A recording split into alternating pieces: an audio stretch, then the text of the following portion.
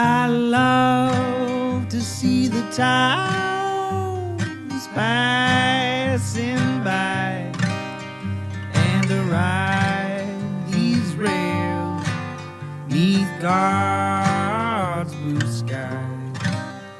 Let me travel this land from the mountains to the sea, 'cause that's the life I believe He meant for me. And when I'm gone and at my grave you stand, say God called home your rambling man.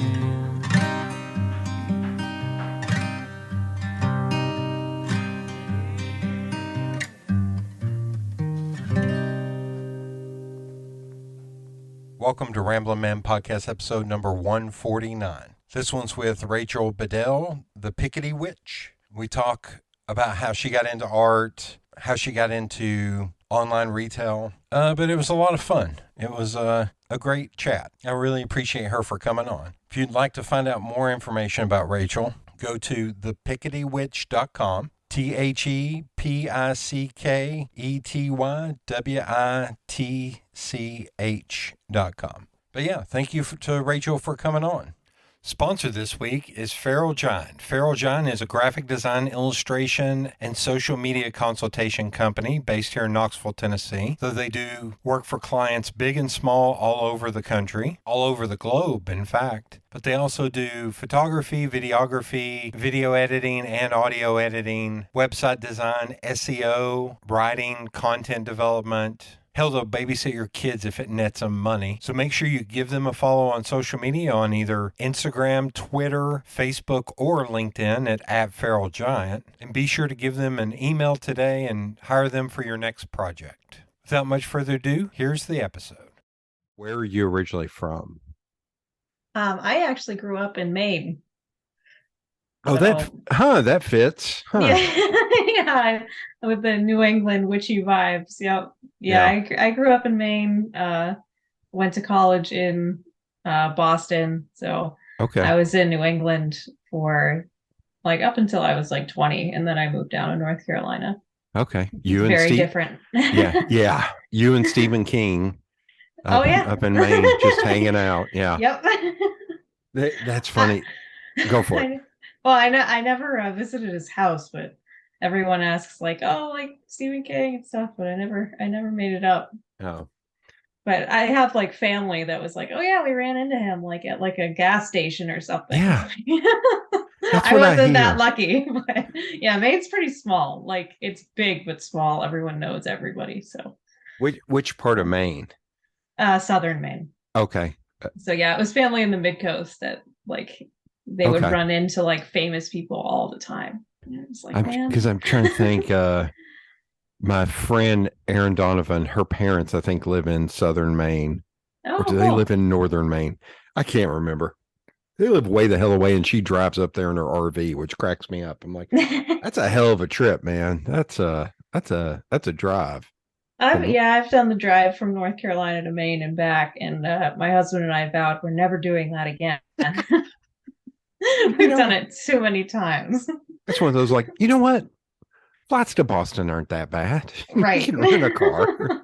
And I also know Portland has gotten like crazy expensive to move to. Yeah, I lived in Portland before I moved down here. So it was just before it started getting crazy. But yeah, I still have family that live in Portland, and it's just like nuts up there right now. All of New England, I guess, is crazy. Yeah. Well, hell, it's nuts down here too. So yeah.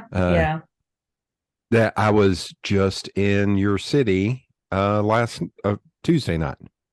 Oh. I came over to see Boy Genius perform at Harrah's. Oh, cool. And I thought about it. I was telling my friend that came with me, I was like, man, I remember coming here in the early aughts and nothing was here. It's before the brewery crap started. I was like, and I thought about moving here, but I knew I couldn't get enough work to move here. Yeah. I was like, but it was even gotten expensive to move there before everything started blowing up. Like it was kind of wild. Yeah, it's the whole thing is crazy. We actually just bought a house, Oh, and we got lucky. oh, congratulations. Thank you. Yeah. Yeah, we're in the process of moving. So, but yeah, we got super lucky. It's, an hour from the city, but Oh, yeah. But it's fine.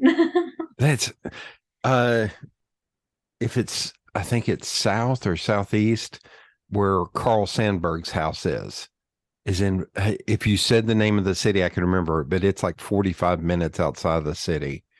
And South or southeast. I love that, that little town because there's also like a great bookstore there in an old house. And now I I'm don't going to have know. Flat Rock. It's in Flat Rock, North Carolina. Oh, okay. I've never been there. It's a neat, So, yeah. it's a neat house. He has bookcases on in every single room. And they on the tour they said his wife said you cannot put one in the bathroom. That's where I draw the line. But Like, that would actually make sense to put one in yeah, the bathroom, but. yeah, really, yeah. Uh, okay, so Maine. Yeah. What did your folks do for a living?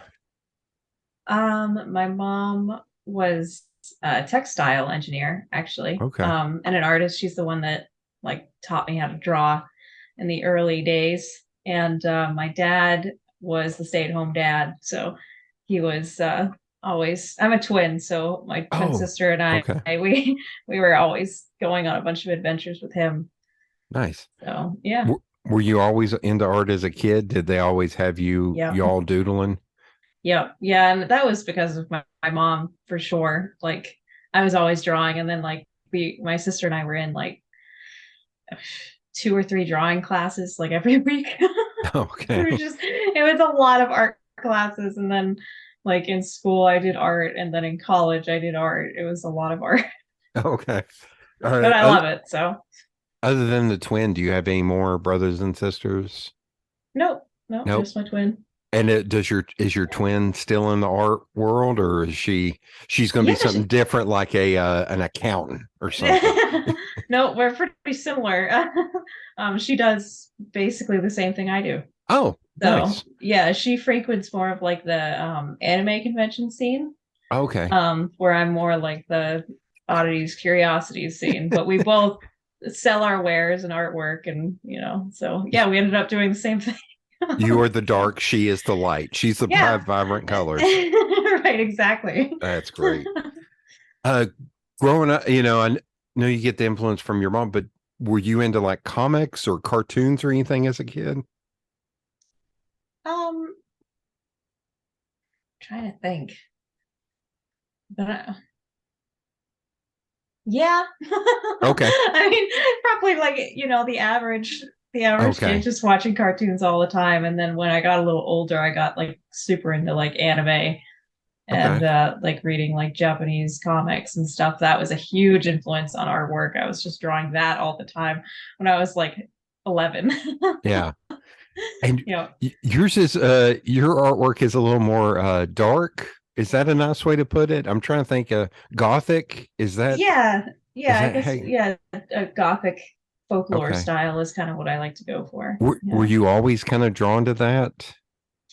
Yeah, actually, it was funny. My sister just mailed me an old book that she found while cleaning out the old house, and it was a little book of spells. And my aunt had Nice. given it to me. Geez, I was maybe in 3rd grade, and that's when it all began. Oh my God. I was into that with my sister and my cousin, and just kind of grew from there. My dad gave me my first tarot deck when I was in sixth Nice. grade. I still have it. It's the same one I use Nice. today, and yeah, it was always something like that side of my dad's side of the family. Like that was just something that we were always Okay. into. We always went to Salem every Yeah. year, like every October. Oh my God. Okay. Um, Back before it was insane. Like Yeah. I won't go in October now because it's just absolutely crazy. but yeah, we would do all that stuff. So I kind of just grew up with that being the norm. Okay.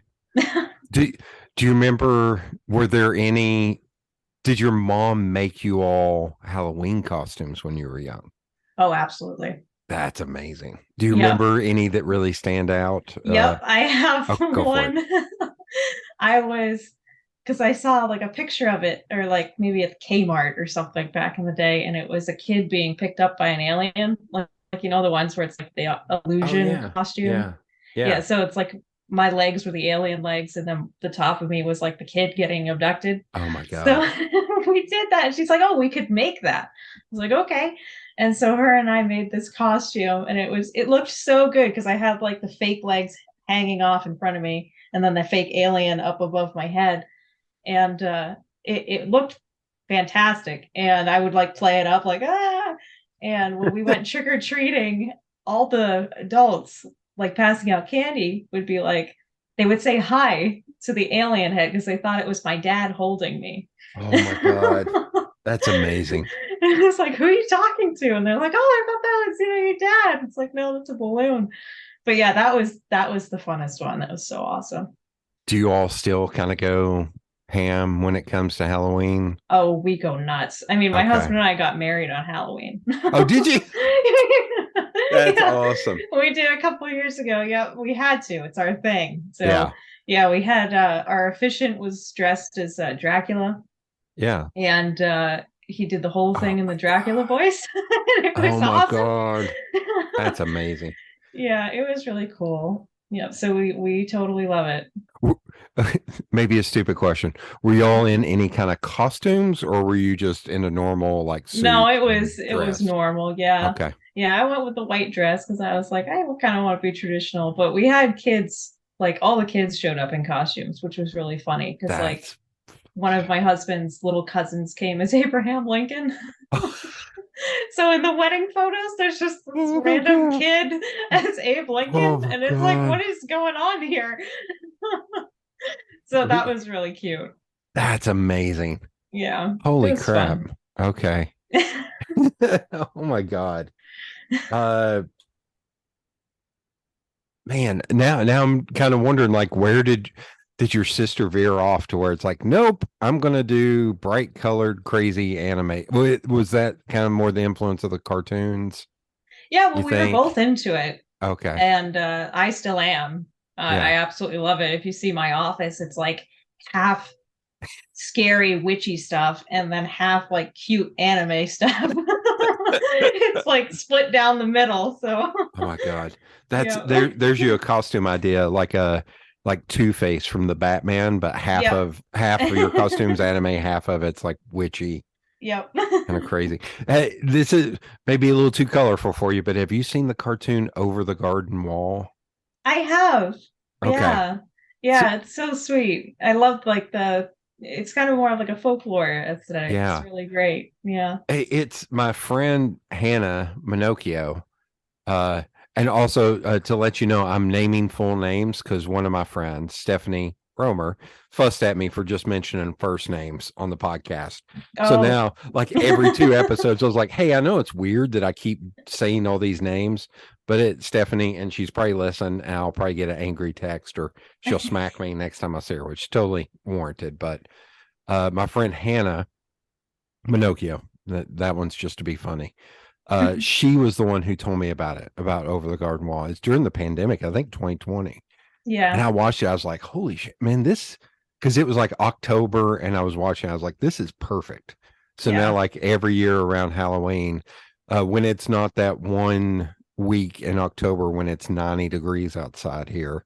I know. It's so weird. It's so weird. You're based in Atlanta, right? Knoxville. I was visiting a friend in Atlanta when I bumped into you. Yeah. For anybody listening at home, we just happened to be sitting next to one another in this weird like booth thing to where we were almost on top of one another. We were basically at the same booth. Yeah. And I was sitting there with my friend. You were sitting there with your husband. I think I applauded him on his baseball cap or something. Yeah. He was wearing his Texas Chainsaw Massacre hat, probably. Yep. Yeah. And he pointed out it was original. I remember that. It was from the warehouse. They found all the boxes of untouched memorabilia. Hilarious.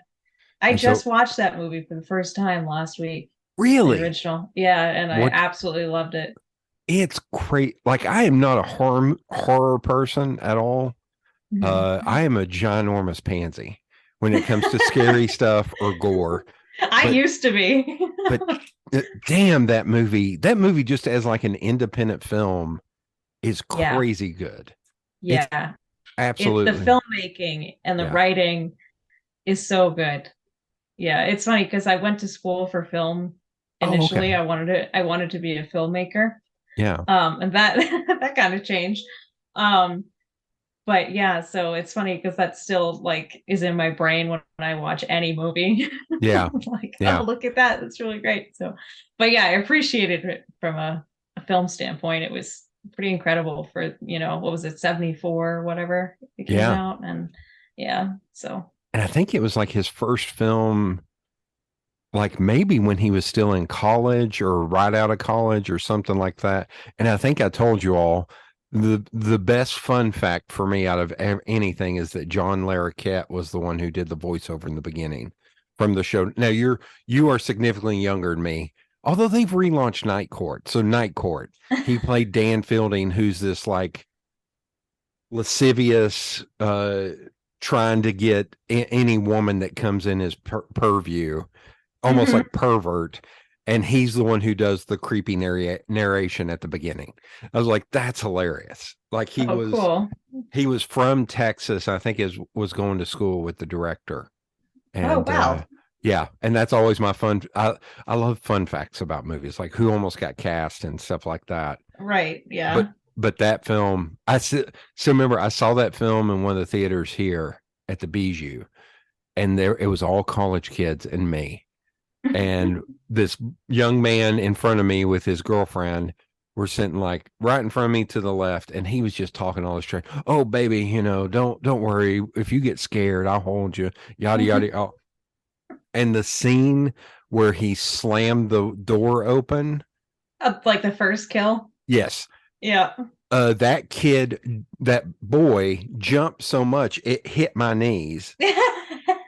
and bruised me to where I looked at him. I was like, hey, calm down, like that. Wow. It was hilarious. I was like, yeah, you ain't got to worry. Like it scared the hell out of him. And oh my God. Yeah. That's awesome. That you finally got to see it. Now the sequels to that get trippy. Like, yeah, I've heard that they're like, okay. Yeah. And then there's one from like the 90s with Matthew McConaughey and Renee Zellweger, which is really weird. I'll probably watch them all at some point. Oh my God. Since my husband's the huge slasher fan. And oh my God. He's been getting me into horror for the past 9 years. So you're much stronger than I. The only one I will recommend, the one I recommend to everybody that I think is the scariest film I've ever seen, is this film called Session 9. And it's Session 9. It's like from early 2000s, I think. And some of the actors you'll probably recognize from other things, like David Carradine's in it, who was on CSI Miami, but he had a career before that. He was on NYPD Blue. Josh Lucas, Peter Mullen. But it's these guys that are cleaning out asbestos in an abandoned mental hospital. And it's like all shot in the daytime, but it is the creepiest movie I've ever seen in my life. It is terrifying. It is terrifying. And I love it, but I can't watch it but once every 5 or 6 years. Yeah. That's enough. I definitely have those movies too. It's like, I don't know if I'm in the mental state to watch this. Yeah. Yeah. That's awesome. I'll add it to my list for sure. That sounds great. And it's untraditional. So it's not your typical, it's not really a slasher film. It's just I guess psychological. I don't know. It's creepy as fuck. That's cool. Okay. You mentioned going to school for film. So, and you went to school, you said in Boston or? Yep. Okay. So what made you decide on film? Were you always kind of like a film nerd? Yeah, it's funny because I was just always making little movies growing up, like with my sister. Okay. And like my dad's side of the family also did that too. So growing up, it was like just very movie based and like old film based, tons of film noir and classic movies and stuff. And yeah, I just thought, okay, well, this is what I'm gonna do. And then I went to school for like a semester and a half, and I was like, wow, I hate film school. Oh my God, really? Everyone was so mean. And so, you know, up their own asses, Oh yeah. I so, can and I couldn't handle that. So, I can imagine it would be like wait, the only Russian films you've seen are Tarkovsky? yeah, Ugh, ugh. yep. Yeah, it'd be crap. Yeah, I can It totally was see that. exactly like that, actually. Oh So, God. yeah, I was like, well, I don't think I'm cut out for this because I'm more of a humble person. And it's like, well, okay. And then my sister and I both quit that college and studied abroad in France for a Oh semester, shit. and we just did art. That's awesome. And yeah, that was pretty fantastic. Yeah, completely off that. But yeah, that's where I studied like Van Gogh and all that stuff. And yeah, came Okay. back from France and then met my husband, moved in with him, Yeah, and yeah. Sorry. He's a lovely man. He is. I'm just joking. Yep. Just picking. It's my love language is picking on people. So I grew up around a bunch of my dad and my uncles. So it's brutal. In France, this may be a weird question, but two younger women, did you ever feel unsafe, or what? Like, was that a massive culture shock for you all to be? Yeah. Had you all traveled abroad when you were younger? That was our first time out of the country other than like Canada. Because like Okay, being from Maine, we drive up to like Quebec all the time. So I knew French. I did French in high school, so I knew French pretty well. okay. Um, but I luckily I hadn't seen Taken yet. I swear I wasn't thinking of that. I'm just thinking of two young people in this foreign land. Like, I don't know. That's Yeah. Luckily, I hadn't seen that, so it was good. But we yeah. got an apartment together through the school, and it was in the south of France, so not in the city, and everything was just very relaxed. And yeah, it was awesome. Okay. And Yeah, it was the really school you all cool. went to was an art school? Yeah, it was like a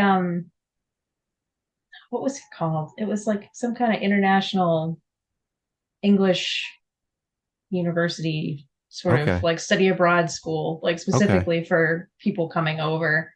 So everyone in class was, also from the States, and you could just Oh, choose, okay. what you wanted to study, but their art school there was a big part of it. So, painting in the French countryside and all that fancy stuff. Well, Did you get to try a bunch of different media, like any sculpting or anything like that while there? it was really just sketching Okay. and oil paints, which Oil. I did not enjoy oil Oh paints at God. all. God bless. Work on 8 paintings at once. Okay, let me Yeah. let this one dry for a week and a half, and Yep. then I'll come back to something else. Yeah. So did you graduate from there? Like, is your degree in art? I didn't. Okay. I kind of dropped out of college for the following 3 years while I was like figuring everything out. Okay. And I ended up finishing school in Portland, Maine. Oh, and So what yeah. is your final degree in? It's like liberal arts or Oh, something. okay. It's a general. Okay. It's a general thing. I was just kind of like, because at that point, I hadn't started this business yet, but I knew it was something I wanted to do, and I just wanted to have a degree on paper after all the crazy college experience I had. It was like I'd like to just finish this. Okay. Um, but yeah, and then it was really just the art skills, and then I had a job. I got a job through someone, or my husband got a job in marketing for social media, and then Hmm. I was able to get in to that job because of my film school was also a marketing school. So I did some of Uh, that, And so I was working in marketing up through the beginning of starting my business, which really helped. So then that's kind of where it just kind of shifted. It was like, oh, okay, I have a job now. I have the start of a business. Like, I don't know. Okay. It all just kind of worked out. Well, and from the filmmaking and even making the movies with your sister, like so much of social media and marketing now is video content. That's really true. Yeah. I wonder about that sometimes. Like, what's the point of even doing like a film school when the younger generation now is just, they're literally all making movies all the time. Yeah. They're editing, sound design. It's all happening just on phones. I don't know if you can hear this, but I'm about to drag my soapbox out on this. I do get frustrated. I've got a friend who's has worked in news forever, is a switch to like PR and marketing and stuff. And she and I talk about this kind of thing all the time. The only problem that I see is, are there a lot of companies that do video? They're like, we're content development for social media. I was like, yeah, but it has no marketing behind it. Yeah. So you don't actually know what you're doing. Like that's great that you can shoot stuff and you can pull together content, edit, and throw some music under it. But if it's all like crappy B-roll and has no call to action or something, then it's kind of pointless. That's my only concern with younger people. I was like, hey, think about this from a business side. That's great that you know how to do all this. You can do all this editing better than I will ever. And I have edited tons of stuff, but you will be better at it and more adept at it. But just figure out, you got to have a reason behind everything. Right. That would be my old man standing out in the front yard wagging my finger at them. So, I want you to succeed, but I want you to do it to where I won't look at it and go, all right, come on now. Right. Yeah. Yeah, it's navigating the new Instagram algorithms and everything with Reels and TikTok and stuff. It's just been so insane. It's a nightmare. We got into, my friend and I, when we were driving over, we were talking about that. And she was like, I probably haven't seen a post of yours in over a year. She's like, I only get on stories. And I was like, and there's an account that I do work for. I was like, all right, I don't have any stories on that account that I'm managing. I got to start posting more stories because that's how people are using the app. I was like, yeah, it's constantly changing. Yeah. It's just, now it was like, oh, they're only showing reels. And then now they're like, oh, they're only showing pictures. And everyone I know that's like also a small business owner on Instagram, all of us are just like, what is going on? Yeah. I just want to post pictures because that's what we were supposed to do on this app. But, so I will say totally different. I got this as a piece of advice years ago, and I've stuck with it. And this was like 2018, 2019, where there was a marketing professional that said email is making a comeback because the algorithm, it was right when Instagram started doing the non-linear timeline. God, we are going into the weeds here. I just realized that. Like, oh my God, I'm about to bore the shit out of people. But once Instagram switched from the non-linear timeline, this was a few months later, and there was a marketing expert. I can't remember her name, but she was just like, go back to email. She's like, email is not about getting a sale every time you send an email. It's about reminding somebody that you still exist. Yeah, so exactly. 6 months down the line. And that's how I feel about like websites and email. Have those two, because everything else is going to change and vary and go away. But if you have a solid base as a website, and I know I'm telling you stuff you already know, but I'm just, oh shit, I forgot to take my soapbox out. But it's like, as long as you have a good base of like a website and email, I think you're good. Yeah. Yeah, absolutely. I mean, I feel like, especially people now starting on Instagram, because like I was lucky and I started this in 2017. Okay. So that was when, I want to say, the timeline was still chronological. Yeah. And people actually saw your stuff, and it was great, and growth was a thing, and it was awesome. And yeah, for people starting now, it's very different and very difficult. Yeah. So, yeah, I guess anyone listening for advice on marketing. Although I will say one of my rants, I got on a big rant with two of my friends who do this for a living. Mhm. And because I found some account that just used the term Knoxville in their handle and Yeah. they had a ton of followers. I was like, why? They're just reposting content from other people. They're Yep. not even, I was like, stop Yep. emboldening these dumbasses. I was like, hell, Yeah. I started an Art of Knoxville Instagram account. I was like, I just want to feature more art that isn't the snobby shit. Yeah.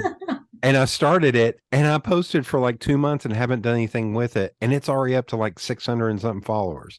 And I haven't touched Nice. it in like a year and a half, 2 years. I'm like, Yeah. yeah, It's all the you got to do consistency. yeah, all you got to Yep. have sometime is Knoxville or your city or the area code, and you can gather a Hmm. huge following.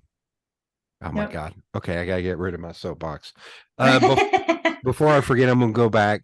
Do you Yep. remember like a piece or an artist that when you were real little that kind of perked you up or made you stand up and take notice? Oh, absolutely. Nightmare Before Christmas. Oh, okay. And Tim Burton. Okay. At 100%.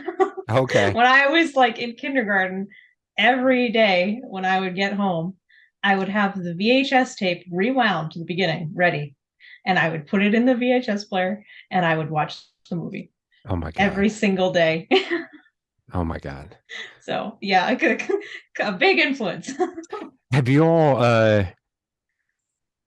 ever made the trek when Danny Elfman does it live? I haven't yet, but I have friends Okay. that like sent me video of it and Yeah. it was so cool. Oh my God. And have you all ever dressed up as the characters from uh that film? Not Nightmare Before Christmas, but I have Okay. dressed up from Corpse Bride. Oh, nice. That was Okay. another one that I mean, I love them all. And Yeah. my business name is based after Tim Burton's Sleepy Hollow at the beginning with Katrina. She's playing like Nice. a game called the Pickety Witch, and they're in the circle, kind of like a blind man's bluff Man, kind of game. So that is a yeah, film. that's I think that film is a slept on. I think that film is really good. And I think it got crapped on. And I think I love people that movie. it's so irreverent and funny. Like Yeah. and I remember seeing an interview with Tim Burton, probably on the DVD, where he was like, anytime I could splatter Johnny Depp in blood, I did Yep. it. I've And I was seen like, that exact interview. Yeah. and then he was just smiling real huge, like, And it shows like him cutting into like the axe with the tree of the dead or whatever, and they're just like spraying oh like my him with all God. the blood. Yeah. It's so much fun. Yeah, I, that so that movie's great. I am not the biggest Tim Burton fan, but I will say Big Fish is probably in my top 25 films ever. I adore that movie. God bless. And that's another film that I don't think gets enough credit for how great Mhm. it is. Yep, it It's makes me cry every time. so the first time I saw that film, it was so funny. My friend Greg White, boom, and Shara Sonsasi White, we joked that she married him just because her name was Sonsasi and she wanted a much easier name. So she found the dude with the most boring name. Yeah. And but she was in college and brought one of her friends back from college, and we went to the theater and saw that film. And her Mhm. friend from college sat next to me and like was literally heaving, Yeah. crying at the end of that film. And I'm Yeah. sitting there at that film, of course, being a Southern man, being like, well, I can't cry. I can't show. I'm gonna just shove this all in until it forms a cancer or something. I'm gonna just keep shoving it down. But now when I watch it, I'm just like, oh my God. Yeah. It's Yeah, amazing. that's such a good one. I think they did a stage adaptation of that at some Oh, point. really? Yep. That's awesome. I don't think it lasted very long because I never really heard anything about it, but it did Yeah. happen for like a hot second. So That's one that I got the score to that film because I love Pearl Jam too. And I love that song in that film. But the last like piece from Elfman on that score, the big like mhm. 17-minute long thing, Mhm. I would listen to that bit on a loop because it is just perfect. It's so good. So Yeah. yeah. Oh God. That's one every once in a while I go and look at the Academy Awards listing. I was like, what? Why did this not get nominated for anything? What the fuck? What is It going didn't. on? I think he didn't get nominated for score.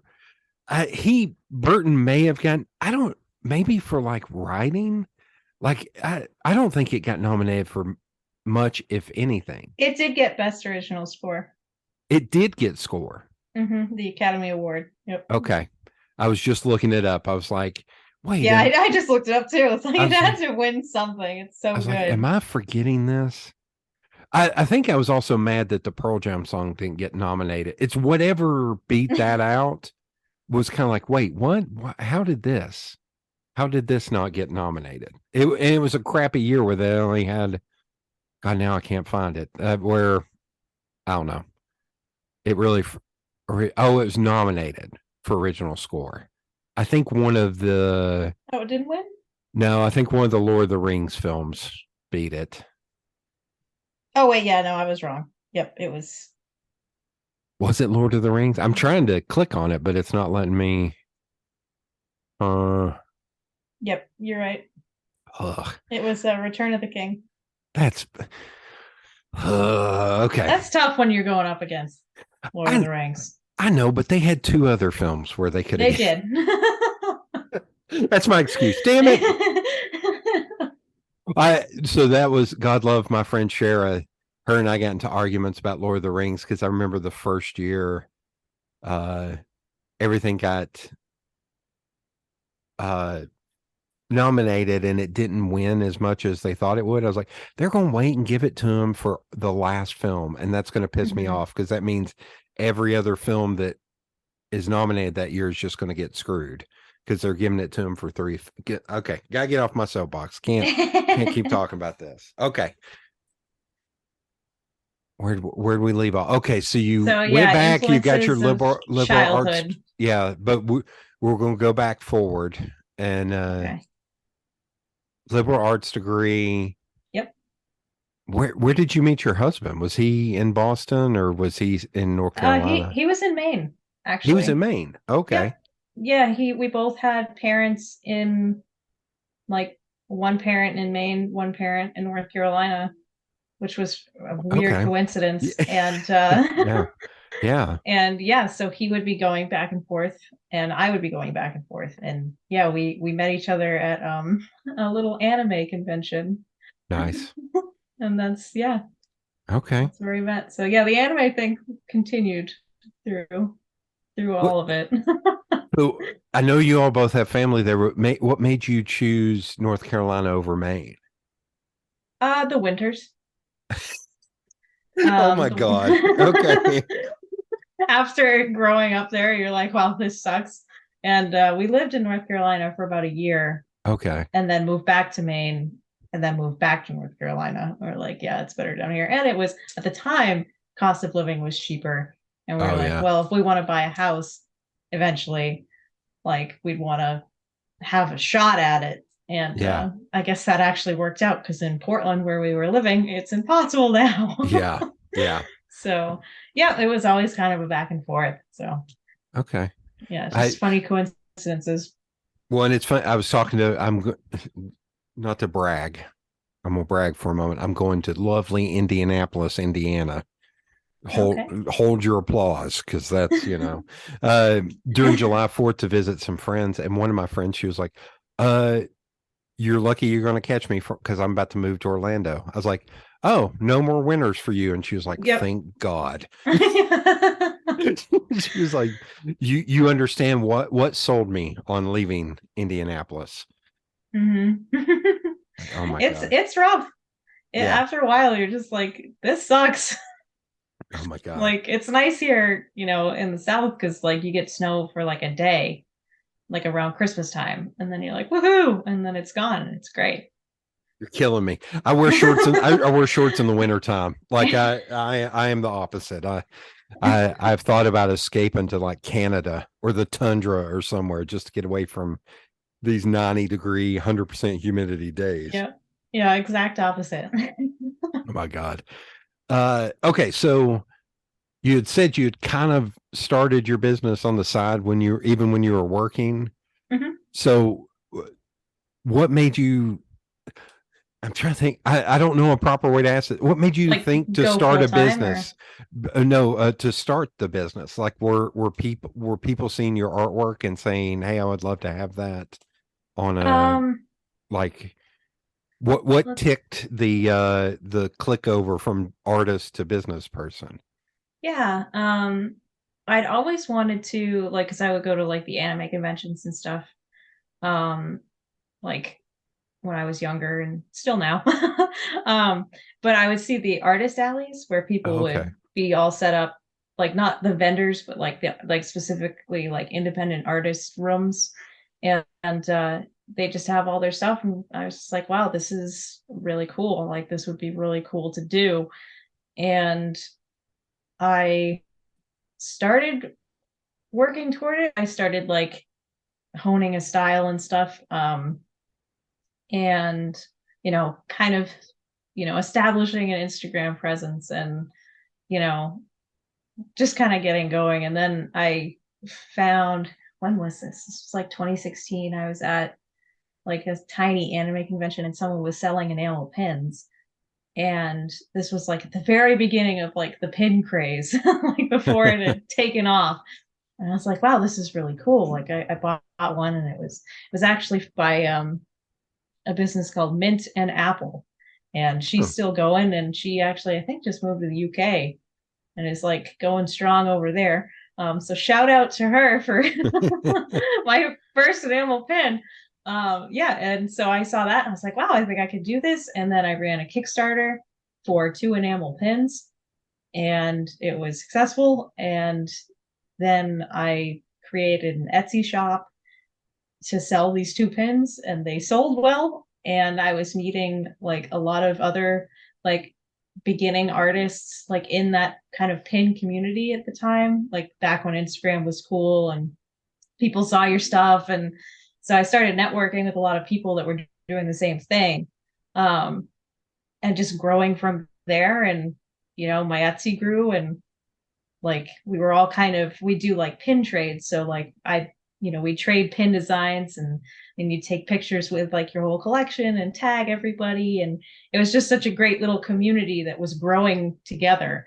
um and then yeah, it just kind of just kept going as I got the job in marketing, so that was my full-time job, and I did the Pickety Witch on the side. um and then it just kind of hit a point. It was actually COVID, where I was getting too big to handle for me to do that and have a full-time job.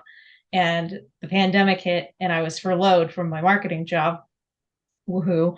And I was like, well, this is actually a great time to just go full time, like just go hard with, my business. And um, yeah, it was from that point forward, it was like, okay, let's make this like a big thing. And I got my own website and like kind of navigated off of Etsy, like, um, and yeah, it just took off. It was all very organic and just kind of grew as it grew.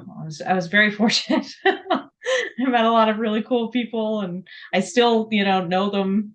Like it's just really cool. Like for example, this weekend I'm meeting up with the owner of Lively Ghost, which is another like spooky small business. And I we haven't met in person yet, but Oh, wow. we've known each other on Instagram since the beginning. Oh So my it's God. been, geez, like 6 years, 5 or 6 years, and we're finally meeting each other.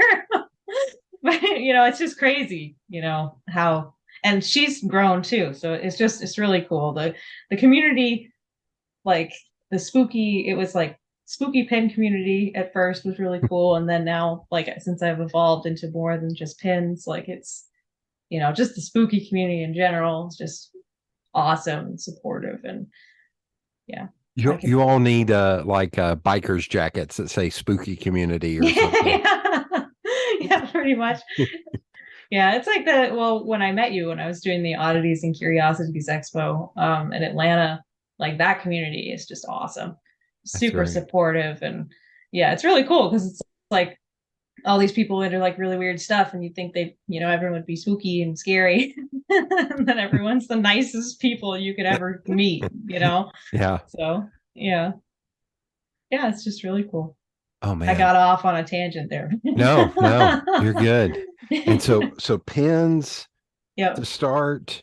And is it, do you kind of like have an idea box or something to where it's like, here's something I would eventually like to do, to where over time you kind of pull from it? Like I saw like you did a backpack. Like, Yeah. like is it you here I'm stumbling over my question, which is kind of like, so do you have an idea and it's kind of like, I would like to see this, or it's just, here's an idea I had? It's very random. And Okay. it's I try to I found that like well doing like pins especially at the start, my best ideas just came randomly and like organically. It wasn't whenever I sat down, I was like, I need to make a product. Yeah. I would never Yeah. make anything. I would never come up with anything good. So the bags, I don't, that was just one day I was like, wow, I want, I found out about like, they're called Ida bags. Like in Okay. Japanese, I think Ida means window. It's to display pins. Because there's like a plastic window Oh where you yeah. can Okay. show off your pin collection. And I was like, oh, that's perfect. And there weren't any goat ones. And at the time I was working at a goat farm and well, right, I forgot. I had a part-time job at a goat Wait, farm. did you think I was going to let that just fly by? I was not going to let that fly by. I'm very professional. That's a big part of my inspiration too, the goat farm, which we can talk about. But yes, so I was like, oh, there's no goat ones, and so I just designed it and did a Kickstarter, and it worked out great. But yeah, I after I went full time, we can talk about the goat farm. After I went full time during COVID, I started going a little crazy because I was like, oh, I'm not doing like I want to get out of the house. I mean, everyone wanted to get out of the house. We were Right. all quarantined. And it hit at a point where I don't remember the timeline of the pandemic now, but it was the point where you could go outside. Like we could finally go back outside, but with masks and everything. And I started volunteering at a local goat, like a dairy. Okay. And they had like their baby goat season. And so I would just go every week and I would help with them with all the baby goats. And it was like the greatest thing in the whole That's wide world. amazing. Oh my God. And then that place was that was like an hour away from me. I was like, I don't know if I want to keep going an hour away. But then there was another goat farm closer that was hiring. I was like, yes, this is my calling. And yeah, so I worked there for a couple of years and it was like that was my new part-time. I was Pickety Witch full-time, part-time goat farm. And so a lot of like my inspiration came from that time because I do a lot of stuff with goats, a lot of artwork with goats and pins, and I'm working on a vinyl collectible figure of a goat right now. Nice. And it's just from all of their crazy antics and stuff. I just fell in love with them. So oh my God. It's awesome. So much fun. Yeah, I saw the vinyl, and that was going to be actually my next question of like, is there a meat? This is I'm going to ask like 8 questions at once, which should not shock you at all. But it kind of goes from like, is there a media you prefer? Like, do you prefer to draw by hand or digitally? I'll ask that first, and then we'll move on after that. I like traditional drawing the best because that's what I was like trained in. For like going back to all my traditional like art school like through the years. So that's the one I feel most comfortable with, and then I'll take that and put that onto like a tablet and go over it digitally. But I can never get fully comfortable with digital. I think traditional, black and white, like charcoal, pencil, like that is my most comfortable medium for sure. Yeah. Yep. And with some of your products and pieces being, I want to say physical, but like the stuffed animals or the backpack or the vinyl figure, like how do you workshop and ideate those, or do you use like 3D apps to kind of build them out, or do you have to work with somebody to be like, hey, here's my idea, can I do a drawing and you make it? work. Yeah, I definitely go from drawings, and then I find manufacturers that will help me. And like, for example, with the plushies, that was like one of those late night ideas where I was like in bed and I was like, wait, this is cool. And I grabbed a piece of paper and just sketched out, a goat plushie. I was like, I think I want to make this like a spooky goat plushie that's like just really, really cute. Okay. And and then I found, a manufacturer that would do it. And then, I sent the sketch, which wasn't much to go off of. I mean, it looks exactly like, the sketch, but, I can't do like 3D stuff. Like, I don't have that kind of software. So, went through the sample process, and there were definitely some samples in the beginning that were not good. We had to completely redo until we hit like the final sample, and then it was good from there. But like, for example, with the final figure, we're working on the fourth sample right now because hasn't quite hit the mark. And that's what's tough with like the physical products. It's like it's hard for me to communicate exactly how I want things, since I'm such a traditional like 2D artist. But luckily the people that I'm working with know what they're doing, so it helps. That's the thing, is sometimes it's gonna be like, you know what? Somebody out there has to be much smarter than me who can take my idea. Because I always say, like, you hire a plumber to do plumbing work. Right. So why would you not like find somebody that does that kind of thing and be like, hey, I need your expert. You're the expert here. Right. It's like, you have the software and like, here's the idea. Like, I can do like a drawing from like front, side, back. Yeah. That's like the best I can do, with the most detail I can, and send like, the color swatches and stuff. But yeah, it's a lot of work to do like the physical products. It's definitely time consuming. This final has been months in the making, and it's still not quite right. And I want to get it perfect. I'm very picky about that. Yeah. So yeah, it's one of those. It's like, every email is like, hi, not trying to be a burden, but let's get this thing right. Like, can we actually redo this one more time? Because it is also one of those things, I'm sure it's not going to be cheap to produce. So it's like, hey, I want to do this right. So that I am happy with it, at least for a week after it comes out. Because you all are also an artist. So I'm sure a year from now, you'll be like, damn it, I should have done this. Oh, yeah. That's part of the reason why this final is taking so long. I'm like, oh, I love it. And then it'll sit on my desk and I'll look at it and I'm like, nope. Son of a bitch. Yeah, that's the curse. Yeah. Have you ever thought about collaborating with your mom on something? I did. Okay. She actually passed away. Oh, sorry. Sorry. No. Yeah. Sorry. A thing. But yeah, she actually was a huge help in me starting up with everything. That's awesome. Because she kind of did with her textile work. She was doing a similar thing. She had a small business where she was designing like labels for companies and stuff. So she helped me like set up like I couldn't have figured it out without her help setting up everything in the beginning. So yeah, I owe a lot to her. Well, that's awesome. Sorry to bring it up. No, that's okay. I mean, if you don't know, you don't know. Yeah. So. What about your sister? Like, have you ever thought about doing some kind of weird mashup between your two products? Oh yeah, we absolutely have. Yep. We're definitely very different. Yeah. So it's it's a little tough, and plus it's also like a twin thing where it's like you want to be your own thing. You want to be your own thing. Like, you grew up being a set, and then you want to be known for your own thing. But we've absolutely talked about it. For sure. A neon goat. That's all I'm saying. A neon goat. I mean, I was stretching it when I did pink goats. I was like, whoa. And everyone loved it. It was like, okay, cool. Oh my God.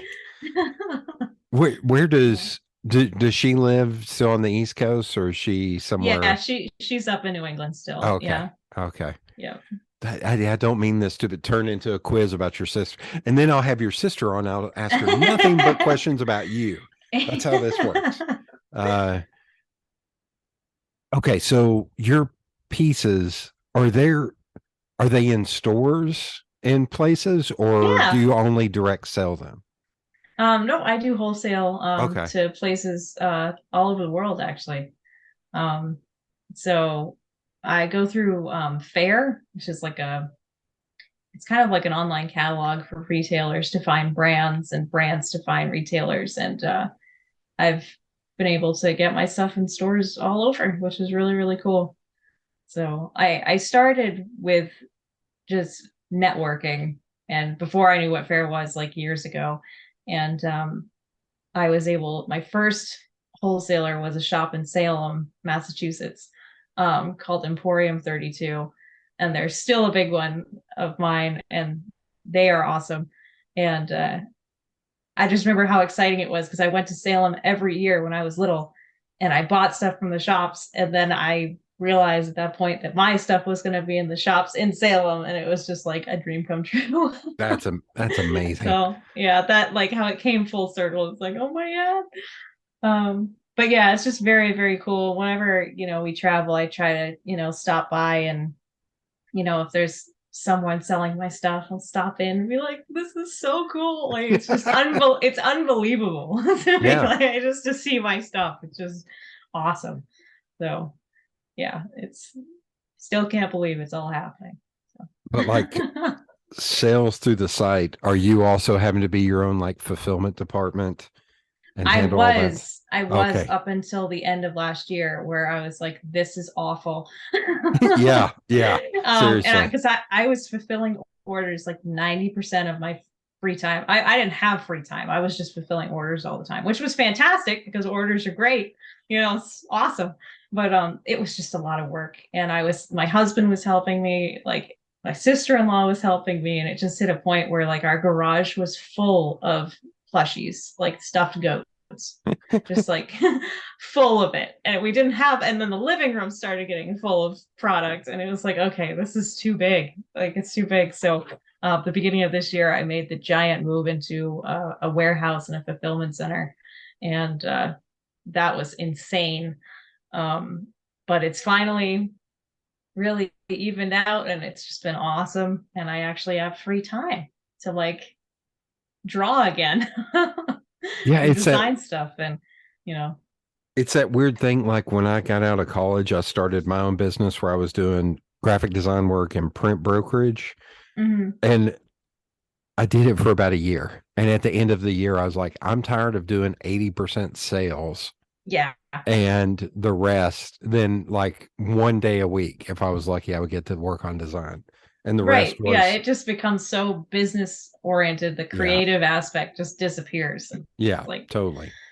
it's frustrating. So yeah, that's been a huge shift. And it's just like opened up so much free time for me to actually design and plan and because you have to plan, Halloween has to like now is when you have to start getting Halloween stuff Oh, in really? to be produced and because it's the busy season. Yeah. And so I can finally like actually wrap my brain around all of that. So it's really cool.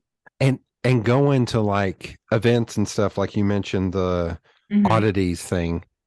Yeah. What is it? I don't The it's the Oddities and Curiosities Expo. Expo. That was the Yeah, word I couldn't there's a find. bunch that are like the Oddity Show and the Oddities whatever. So they're all kind of, but this was the original, the Oddities and Okay. Curiosities Expo. It's the original big one, and they're amazing. So are those kind of like throughout the year, or do they kind of ramp Yeah. up around October? It's just kind of they have they release their schedule at the end of like the previous year of Okay. all the cities they'll be going to, and it's kind of like a map because they will drive across the country to all, so it's wherever they're at the certain point, and then I just apply to the ones that I can drive to. Okay. And I've done ones like in Vegas. I've done the Vegas one and the Denver one. And so flying with product was that was way different and a little stressful. Yeah. But so much fun because it's like, oh, you get to go to Vegas, you work for a day, and then like the rest of the week we're like in Vegas. Vegas, baby. Vegas. Oh my God. Yeah, so it's kind of just depends on when their dates are. So I actually don't end up doing a lot of shows in October because in the past I've been doing all my own order packing. So it was like I just was like I would not have time. This year I could. So yeah. This may get into the weeds a little bit on business. Here, I'm gonna talk business for a second because I'm curious. Like in running like an online shop, but then also doing wholesale and stuff like that, do you just create products when you feel like it, or is it like, okay, once every quarter I need to release this kind of product, or every quarter, or twice a year, or does that make sense? Yeah, the only time I think like, okay, I need to have like new designs for this is Halloween and Christmas time. Okay. That's like Halloween is huge. It's like I like to try to have like a new like line of pins like ready, or like a new something, like because Halloween is so special. And then for Christmas I like to do like the spooky stuff like Krampus, and I do like the Yuletide sort of old traditions of Yule and all that. So those are the only ones that are like I'm like, okay, I have to do this. And that's when it gets tough, because it's like for example, right now I'm like, oh, I need to get busy designing some Halloween stuff. Yeah. Like now. But other than that, it is completely spontaneous. Like I was saying, like with the plushies, how I was like going to sleep and I was like, hey, this is a good idea. Yeah. That seems to be the most organic, because like I try to stick to, at the end of the day, I'm an artist, and I like, it's more fun for me if it's, something creative that like I enjoy, and it's like, oh, I really love this design and I think other people would too, versus like, oh, what's a design that will sell really well? Yeah. Like whenever I do that, it's like it just doesn't come out the same. Like the heart is missing from it. And I like having, designs that have, me in them. It's my product versus like, this is just some thing I threw together because it would sell well. So recently we have this great t-shirt shop here, printing shop here in town, screen printing shop called Borderland Tees. And it's run by is she a reverend? I think she's a reverend. But Reverend Jenny and Bob has been working in screen printing for like 50 years. But and I know I said Reverend, but like we just had a Pride parade here. They printed all the Pride shirts. Oh, like, awesome. They are the most open, and like they are the fucking greatest. That's great. And I'm sitting there looking through this. I was like, you know what? I haven't gotten them to print anything in a while. I need to order some shirts. I need to come up with a design and order some shirts. So I just started reaching out to friends of mine. I was like, hey, do you have any ideas? Like friends who are artists. Well, a couple of friends who are artists, but a lot of friends are like, when I'm trying to just pull an idea out of my butt, I ain't got it. When it doesn't naturally come to me. And I was looking through some of my ideas. I was like, none of these are speaking to me. Yeah. And so I started pinging people. And one of my friends, God love her, she was like, okay, well, what about this? Because this will sell. And what about this? This will sell. I was like, no, I don't want to do that. I want to do something a little bit more universal. That's a little bit more generic. And the idea I ended up coming up with was from the top view of what looks like a tree stump, but it's actually a record. So like the rings are a little, they're not perfectly circle. The record. Yes. Yeah. That was my idea. That's a great idea. And then to have like a label in the middle that had something on there. My friend Michelle was like, well, you got to have a label that says something like nature sounds. I was like, yeah, that's kind of what I was thinking. And I'm even thinking about on the outside, still having like the bark of the tree on there. Yeah. And making it like a 2 or 3 color, because I think I can do up to 6 colors for no additional cost. So Borderland Tees, the other good thing, up to 6 colors, no additional costs, minimum order 35. They charge you this is going to sound like an ad, and I swear it's not. I love them so much. They don't charge you setup fees or screen fees. So Oh, wow. it's like $6 a shirt or whatever it is. So it's Wow. super affordable. And the best part of all, and here's why they are the biggest mensches in the world, they hire homeless people and pay them a living wage to help them get off the streets. Wow. So that's why Reverend Jenny and Bob are the greatest human beings on the planet. And I want to put money in their pockets to help Yeah. support this. So, That's but it will, fantastic. They just kept getting better. yeah, yeah, yeah. But it's one of those, it's like trying to just come up with an idea. You said it like 10 minutes ago. You're like, yeah, when I try to force something, it doesn't feel right. And that's Yeah. how I was feeling. And it finally, I was like, okay, I think that's something that's kind of general and could look cool. That I would have fun illustrating. It's going to take me a shit ton of time, but because I want to make all the grooves different, like to where they actually look like rings on trees, so where they're not perfect. Yeah. So, and that's something because I'm a freaking graphic designer and a marketing person. I'm like, oh, I can also turn that into pins. I can also turn that into Yep. stickers. I could turn that into a million different things. So the apps that you use, what do you use to draw in? Do you Procreate or Yep, anything like that? Procreate. Procreate. Yep. Okay. Yep. And then if I need to, I'll put it on my computer and like Photoshop some stuff. But Procreate Okay. is fantastic because like I remember being younger and looking at like tablets and how expensive they were. Yeah. Yeah. Like before the iPad was even a thing. And I remember like doing artwork with a mouse. Yeah. And that was insane. So here you can make fun of me. I still draw everything in Illustrator with a mouse. Do you really? I cannot draw with the Wacom Wacom tablet, or was it Cintiq? I can't draw like Oh that. yeah. Yep. That's not how my brain works. Those are tough because you're drawing on the tablet and then looking up at the screen, and there's that complete disconnect. Yeah. Or the iPad with the Procreator. Was it Sketch? I can't. I cannot, even though I have been doing art since I was like in the 7th grade, I can't, or 6th grade, I can't draw by hand worth of crap. Like, really? Yeah.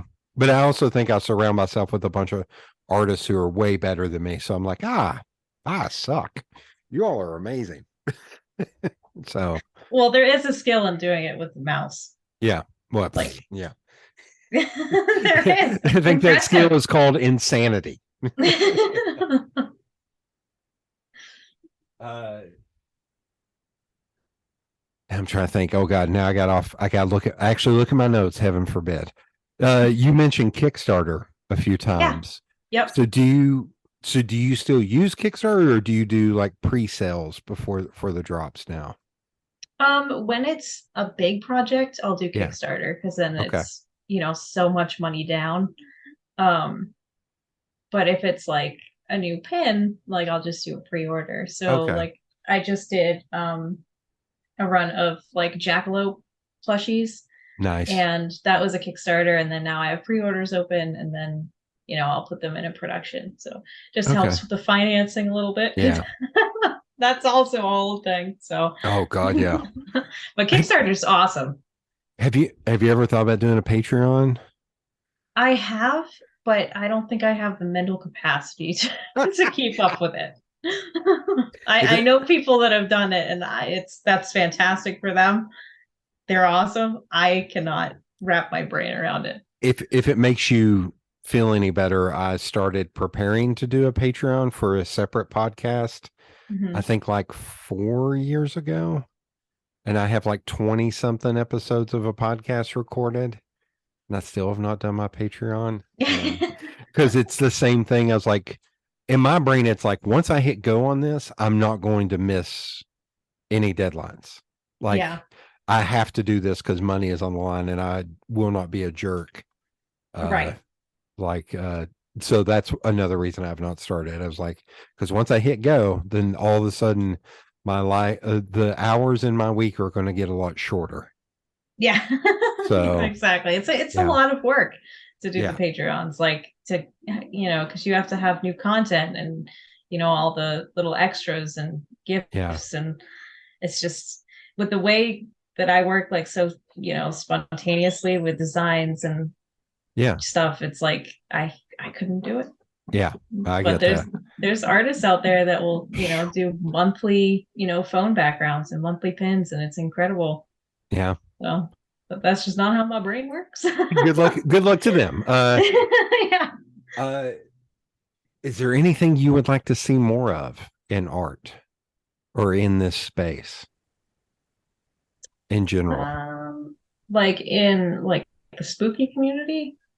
Either or. I have certain questions for artists, and I'm about to run through them all, and that starts them of the like one of my friends was like, I would like to see more diversity in art because it's kind of very white, kind of very rich, kind of very white. But just like even in the spooky community, it's like more events, more maybe even more classes with younger people to try and get them into stuff like this. Yeah, that's a big question. Sorry. That's my gotcha question. Gotcha. I got like 6 of them in a row, so be prepared. Okay. I think more events is great. Okay. I think they're starting to, like, with the success of the Oddities and Curiosities Expo, there are a bunch of other ones starting to come out, which is just really cool because it's, the community is growing. I think in terms of like product, like what people are creating, it's cool to see that there's starting to be more variety of stuff. Not just like all artwork prints or like in the oddity shows, there's a lot of like, how do I explain it? Like they take like dolls and then like rework them and make them look spooky. Like, like it's not just all that anymore. Like there's just variety, like, and I think, interactive stuff is the best. So I would love to see, a line of like kitchenware, for example, like someone did like a cool, like slasher themed kitchen set. That would be cool. That's awesome. Just like stuff that you can use like every day. Like that's what I am sort of drawn to now. Like if it has like a secondary like use, I think that's really really cool. So more long lasting thing. Yeah. Or like, I would love to do, I did a few years ago, I did like a kitchen witchery line, which was like oven mitts and aprons and stuff with like, kitchen witch like design. And I'd love to like do that again and add more stuff to it. That's awesome. Yeah, that's what I'd like to see. Is there anyone you'd like to work with other than Tim Burton, of course? Although that also could be one of those don't meet your heroes kind of thing too. Tim Burton of like 15 years ago, I'd love to work with. Pre Charlie and the Chocolate Factory, Tim Burton. I actually really liked that movie when it came out, but I did. I enjoyed it. Again, I'm older and I grew up with the Gene Wilder one, and I love that one so much. Yeah.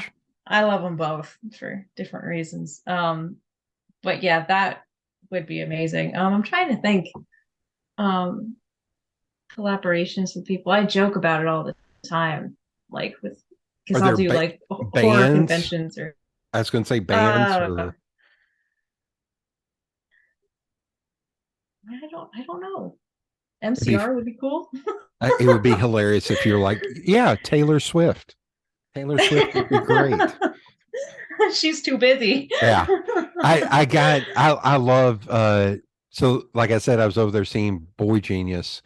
Do you know Boy Genius at all? I don't think I do, actually. So Boy Genius is a super group, and it's Julian Baker, Phoebe Bridgers, and Lucy Dacus. And there's 3, I don't know how to describe them, like indie kind of singer-songwritery kind of people. Julian Baker's a crazy great guitar player. But there are these 3 queer women who have started this great band, but their songs are not heavy. but some of their merch looks like death metal. Oh, cool. Merch. So I got a shirt that's in like the death metal font. You know, all the like the tributaries and stuff off of that. It says Boy Genius, but you can and then has a lyric from one of their songs, and it looks like a death metal, kind of like a Dream Theater kind of shirt ish. And I was like, this is the best. This is the best. Because if you knew the band, you would know how off this was. Because like their first EP even was a little more like folky country tinged. And so now I got death metal merch from Boy Genius. Like it's the best. That's great. So My Chemical Romance. Okay. Yeah, MCRB cool. I would love to work with Twin Temple. Twin Temple. Okay. Yeah. Do you know them? I recognize the name. I don't know that I know any of the music though. Yeah, it's like I'm gonna put them on my list. It's like satanic doo-wop. Oh shit. Okay. So I remember when I first heard them, I was like, this is the funnest thing I've ever heard. Because I love doo-wop like so much. So it was just like crazy. It's like witchy, like 50s music. It's fantastic. All right, here. Now it got crap. I saw recently it got crapped on. Did you ever listen to Ryan Gosling's band? I didn't know he had a band. So crap. Now Dead Man's Bones. Write that one down. So because it was like him and his brother-in-law were at a party. Brother-in-law, is that right? Like his sister's husband? Is that brother-in-law? No, that's brother-in-law. And like they didn't like one another, and all of a sudden they started talking about how much they love Disney's Haunted Mansion. So they did a Halloween themed album, and it's awesome. They only did it once, and it's them and like this kids choir. So it's like super creepy and great. But yeah, Dead Man's Bones. That's awesome. Yeah. That's so random, right? Yeah. Okay. That's great. One Temple. Cool like band thing that I like to brag about is that the lead singer of Korn bought one of my goat plushies. Oh shit, Jonathan, yeah. Yep. So that's amazing. Yeah, it was when he was touring with Evanescence last year, and they were in somewhere near Seattle, I think. Okay. And I have my products at a store there called Petunia and Loomis. And they messaged me and they're like, you'll never guess who just came in and bought one of your plushies. That's amazing. I was like, are you kidding me? I was freaking out. So yeah, that's like one of my little like, oh my God. I like to brag about it because I freaked out. Yeah. You were like a freak on a leash. I wasn't sure if that was intentional or unintentional. I was avoiding that pun, but there you go. You got the news and immediately you went, rah, rah, rah. I can't do the opening from that. So when I was in high school, my buddy, he ripped onto tape. This is how old I am. 2 bands' music, and it was Korn's first album and an Obituary album. And so I put in the Obituary, and I was like, good sweet Jesus. Okay, this is some heavy shit. And then I put in the Korn, and I was like, flabbergasted. I was like, what is this? This is amazing. And I wore out that tape to where I had to go buy a CD copy of it because I played that tape so much. So that's amazing. Yeah, that's like my fun little, hey, guess that's what? Amazing. Yeah, I'm trying to think of any like, there's got to be, I think there's some like gothic country bands that are real good. Like, I'm trying to remember the name of that band. I can't remember it to save my life right now, but it was this band that I saw them busking on Market Square here, and now they play like big theaters. Oh, cool. Yeah. Or them, and like there's a band called The Devil Makes Three. That okay. Yeah, that might also fit in that realm. It's funny because I'll do horror conventions and there will be like big like horror movie star guests there. Yeah. And I always like to, joke like, oh, what if this person bought for me? Or like, because we'll be like in the same room, just like looking at each other. Like, it's like, hi. Hi. but yeah, that's always really cool. Because That's like awesome. even if they get to look at my booth, I'm like, Yeah. hello. Hello. Like Hello. you were in Halloween 3. Yeah. Hi. Oh my God. Which actually they were really nice. Tom Atkins and oh, what's her name? The woman in Halloween 3. They were Oh so God. sweet. And they were right across from me at this convention. It was just so much fun. I'm gonna have But, to. yeah. Stacy Nelkin. Yes, yep, that was her. Yep. Okay. Tom. Oh, I recognize Yeah. Tom Atkins. He's been in tons of stuff. Yeah, yeah. And he was like super cool. That's awesome. Yeah, he was a really nice guy. I have not seen Halloween 3. I think that might be. I think I've seen the first Halloween, and then I saw the 2 Rob Zombie ones, and I think that's been Oh, okay. enough for me. I'm good. Halloween 3 is totally different. Yeah, I've heard that Halloween 3 is actually some other film, and then they just put the name on there. Yeah, it's like that was when they wanted to make each Halloween was like something else happened on Oh Halloween yeah, night. It wasn't just about, Michael Myers, but then they yeah. realized that people only wanted to see Michael Myers. It's like, oh, but that, yeah, I like it a lot. Okay, So, I mean, it's maybe. that not a lot of people Yeah, like it, but I like it. I think it's fun. So, there's a my favorite podcast, Never Not Funny. mhm. The intern on the intern. And that needs to be in air quotes because he's like 42 and he's been on the show for like almost 10 years now. But he is a massive horror nerd. And like he to the point to where like he has a blog or something, or he has an online publication and he gets to go to all this stuff and he Mhm. talks about that film a lot, Halloween 3. That's the Oh, only really? reason I knew they will every once in a while talk about it, and the host Jimmy Pardo will say like that's the one where they made another film and they were like, oh yeah, this is Halloween 3 essentially. Yeah. Yeah, how crazy that is. Okay. Do you set any goals or a checklist? I do. Okay. Yeah. I mean, it's on like a scrap piece of like to do sticky note. Okay. No, That's just how my brain works. Again, I'll make a list when I think of it. And it's like, oh, like for example, like on my desk right here, I have ideas for Instagram reels because those are so difficult for me to figure out. So I have like a list of those if I ever want to do them. can I give you one that I Okay. give? So I run an illustrators group here in town, even though I can't draw for shit freehand. And all of them, once they start talking about Procreate, I was like, can you record while you're drawing? They're like, yeah. I was like, process videos. Process Yeah. videos are so huge, which I'm sure you already know that and your husband knows that, but for anybody listening at home, it's like, oh man, process videos. There's a woman out of Atlanta designed by Shay that's where I kind of learned that from because she would show the end result. Then you swipe. This was before Reels. Then you would swipe and there'd be a video of how she did it. And so. Yeah, that's a really good, easy reel idea. I've done that a couple times. But my sketches are always so chaotic that it's like, well, I don't know if people want to see that. Once you speed it up, it doesn't matter. They'll see it. But yeah, I definitely, have lists of stuff like I'd like to work on, like having like a little mascot character. Like I want to make like the little baby goat, like I call him Kid Philip after Black Phillip from The Witch.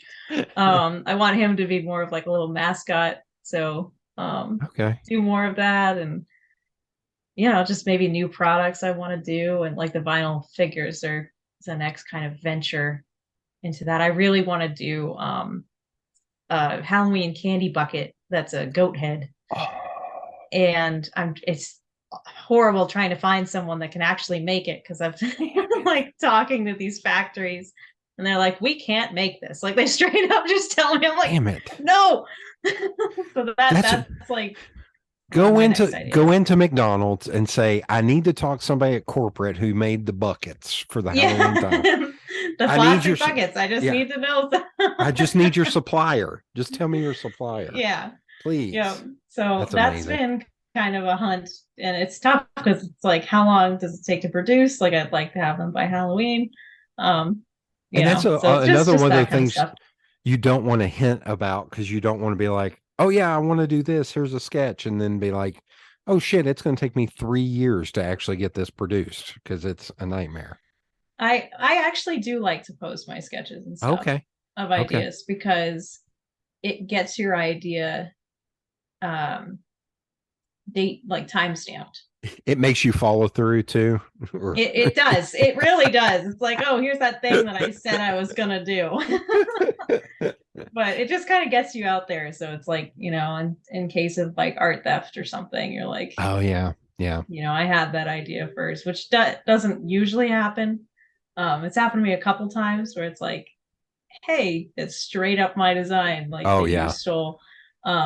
But I like, keeping it more interactive and less like business pagey too. It's like, hey, here's a Yeah. sketch of like this, like I posted the Halloween bucket and I was like, what do you guys think? Like, would this be something that Yeah. you'd like? And, people freak out. It's like, yay. And then it's like, if I post something else, I'm like, what do you think? And it's like, doesn't get as much of a response. Like, then I know, like, or like choose the color of the next plushie or choose the animal. Like, Oh, that's I don't know. awesome. I like to, have people be part of the process because it makes it more fun. Like, I had a naming contest for the bunny, and someone said, Beelzebub, like Oh, Beelzebub. that's amazing. That's And I was great. like, you win. Like, and I went with it. I was like, I owe you a plushie when these are like, finished. And it was just really cool because then people would see that, and, there were tons of names, and suggestions. And it's just, it keeps it more fun. And Oh it's my cool to God. hear people's feedback too. So, That's awesome. yeah. Do you know what you'd like to do in the next 10 years? Next 10 years. Well, I'd still like to be doing this. Okay. Okay. Hey, that's good enough. Like that's I would love to just turn this into a, keep growing and making it bigger. I'd also love to have my own goats as pets. So that's my two goals. I like how you had to clarify that. I'd like to have a goat as a pet. Yeah, That's that's awesome. my two goals. I'd like to have like at least two goats in my backyard and That's just amazing. keep doing what I'm doing. So, Okay. Is there any, this is a weird one, but like, is there any place where you would like to see your work? Like would you like to see it published in a magazine? Would you like, like some magazine that you love, or is there some store or place where you're like, that's where I would like to be? yeah, that actually just happened. Okay. The magazine, Enchanted Living magazine, which is a huge magazine in the witchy community, just featured me for their June, That's amazing. like their June issue, and that was a dream come true. So after that, I don't know. That was the big You're like, I'm out. I'm good. That was incredible. They gave me a big, beautiful spread of like 3 or 4 pages. It was so cool. Holy crap. So, yeah, it was really, really awesome. So It's amazing. Yeah. So yeah, I don't know. Yeah. What's next? Yeah. And then the final question would be, if you could talk to the 14-year-old version of yourself, what would you tell them? Oh my God. Okay, 14 years old. What year is that? 2000. Don't make me hurt. Please don't make me hurt. Old man here. Old man. When I was 14, I was in the middle of making a feature-length movie about living dolls. Nice. So I just tell her to keep going because it's gonna keep. But Okay. I was making a movie, so I don't know. Everything happened the way it should.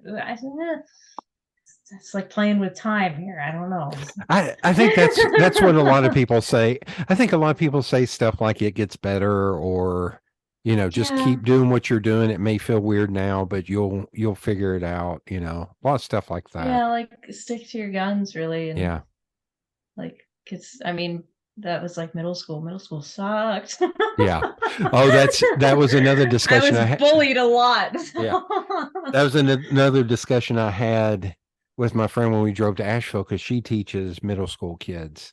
And when one of my cousins, two of my cousins live in Michigan, but one of them, when he was like 14, I think he was a freshman in high school, he was very small, which I know is funny because you've seen me, but he was very small, like undersized. Yeah. And his dad essentially brought him down so I could talk to him.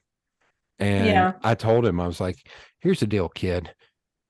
Duck your head and get the hell through high school. None of it matters. Yeah. You're going to find people once you get out of high school that are going to greatly influence your life and are going to understand you for you. Screw this shit. Duck your head, get through high school, get that damn diploma, and then do whatever you need to do. I was like, but don't, because he was like making himself sick. So he didn't go to school because he got bullied so much. So, but yeah, so that was my advice. So that is good, always good advice. Like this doesn't matter. I know everybody acts like it matters. It doesn't matter. Yep, it really doesn't. And those same people, what are they doing now? Okay, so because I can't end on a dour note. What would your if you like were at one of your oddities things, expos? I'm going to get that word one of these days. And some little 10-year-old girl walked up to you, or 10-year-old boy, and looked at your stuff. What would you talk to them about? What would you tell them? What words of encouragement would you give them? I would tell them, well, this has actually happened at some of the shows. Awesome. Yeah, they'll come up and just love my stuff. And, I'll tell them to keep being who they are and who they want to be and like what they like. Don't listen to, if anyone says like, oh, you're weird, or, don't listen to it. If it makes you happy, it makes you happy, okay. And like, if I hadn't, stuck with, the spooky stuff, since like loving Tim Burton at age 5, and, I wouldn't have my business. So, just keep being who you are. Okay. I think that's a good note to go out on. So thank you for being on the podcast. Yeah, absolutely. Thank you for having me.